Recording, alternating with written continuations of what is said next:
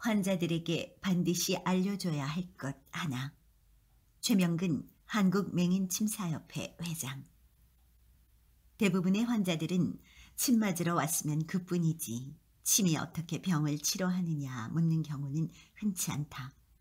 그러나 우리 침사들은 언제나 궁금해하는 환자들에게 그 점을 이해하기 쉽게 설명해 줄 수 있는 이론적 실력을 갖추어야 한다. 신경을 어쩌고 하는 양이하게 바탕을 둔 설명은 환자의 궁금증을 깔끔히 해소하지 못할 뿐더러 침술 이론을 제대로 아는 이의 설명이라 평하기 어렵다. 생명체와 사체의 구분은 호흡 여부에 달렸다.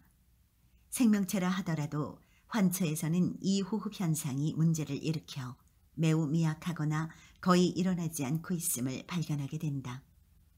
병이 있으면 보통은 혈액순환에 이상이 생겼다고 하지만 본인의 견해로는 그보다 정상체가 호흡할 때 일어나는 자연스러운 축장 현상이 병처에서는 일어나지 않고 있기 때문이라고 본다. 우리 몸의 호흡을 담당하는 기관은 당연히 폐다. 하지만 많은 의학 이론에서 무시당하고 있는 호흡 보조기가 있으니 그것이 횡격막이다. 다시 말해서 복강과 흉강 사이에 있는 횡격막의 운동폭이 좁아지게 되면 호흡이 짧아져서 인체 축장 현상이 미약해지고 이로 인해 혈액순환이 제대로 이루어지지 않음으로써 각종 병증을 일으키게 된다.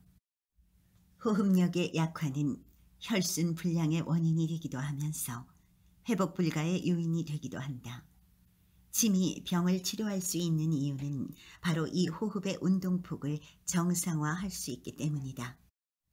뒤집어 말하면 횡격막의 운동폭을 늘려주어야만 긴 호흡이 이루어지고 그 결과 호흡에 의한 전신 축장 현상이 정상이 되어 이로 인한 말초 혈순이 이루어짐으로써 병에서 회복하게 되는 것이다.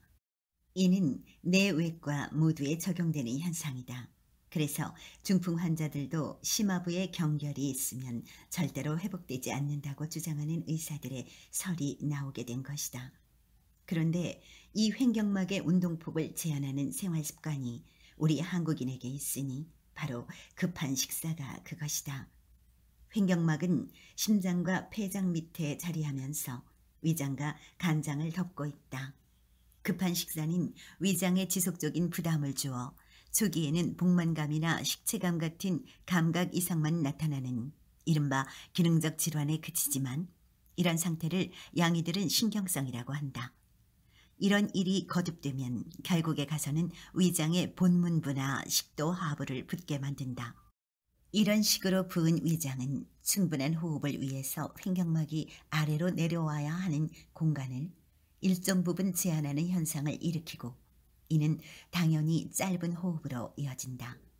짧은 호흡은 우선 위장부에서 식체를 일으키겠지만 전신적으로 볼 때에는 위장과 먼 부분, 예컨대 무릎 등에서 호흡 또한 미약하게 만들어서 순환장애와 함께 피로회복의 지연을 통해 결과적으로 통증과 같은 병증을 발하게 된다. 무릎 관절통 환자들에게서 위장병이 흔한 것은 이런 과정을 답습한 결과라 하겠다.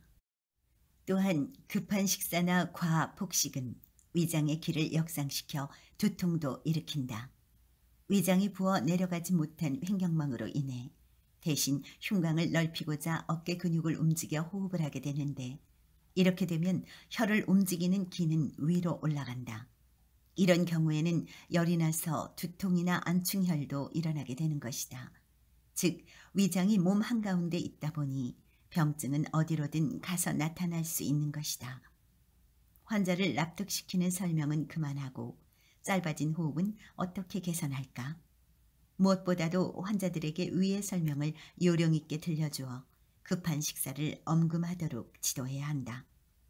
우리 한국인들의 식사에 걸리는 시간을 물어보면 10분 미만 정도라고 답하는 이들이 대부분이다.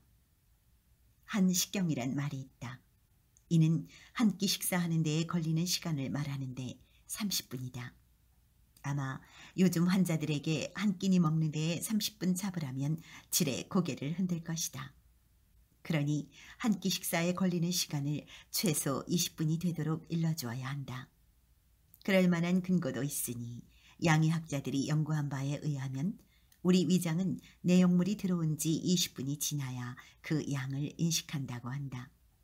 즉 5분이나 10분 안에 마치는 식사를 평생 지속한다면 그런 사람은 자신의 위장에 알맞은 용량을 모른 채 살다가 식체를 거쳐 급기야는 위암 따위의 중병을 일으키게 되는 것이다.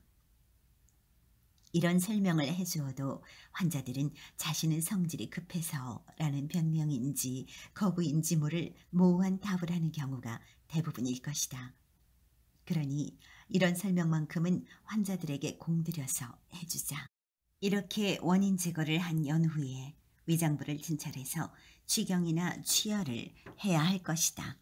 환자가 살집이 좋은 사람일 경우에는 대장 정격을 써서 긴 호흡이 일어나도록 해주고 환자의 복력이 무력한 경우에는 비정격을 해주고 중등도에 있는 사람인 경우에는 사관을 놓든가 위통이나 중환부 압통이 강하면 위승격을, 그런 정도가 아니면 위정격을 하는 것이 좋겠다. 만일 신경이 과민한 사람이라면 내관을 추가할 것이요. 이런 이로써 슬관절통이 있으면 여기에 태충이나 함곡을 가하면 좋을 것이다. 심하부가 단단하면서도 긴장감이 있어서 거한하면 정열이 들어간 처방인비승격이나 위승격을 쓰는데 급성이냐 만성이냐 혹은 비수 정도를 참작해서 가려 쓸 수 있겠다. 이런 증세가 있으면서 전신 마디가 아프다면 이때에는 담정격이 좋다고 본다. 심하부를 만져봐서 열이 있으면 이때에는 사암침해, 한열, 관련방도 좋겠으나 그보다는 위경락에서 사열하는 것이 좋을 것이다.